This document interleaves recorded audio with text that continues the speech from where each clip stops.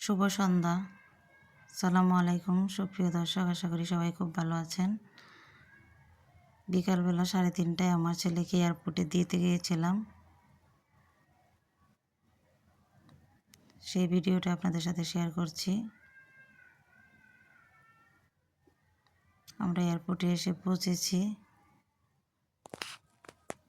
আমি, আমার ছোট ছেলে, আমার হাজব্যান্ড, ওর চাচাতো ভাই আকিব আর চাচাতো বোন আদিবা, আমরা সবাই গিয়েছিলাম এয়ারপোর্টে। তো চলে যাচ্ছে ভিতরে।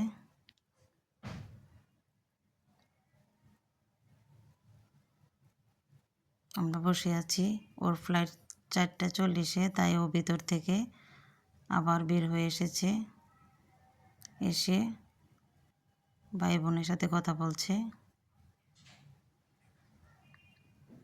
আবার ওদেরকে বিদায় দিয়ে দিলাম। আমরা চলে আসলাম বাসায়।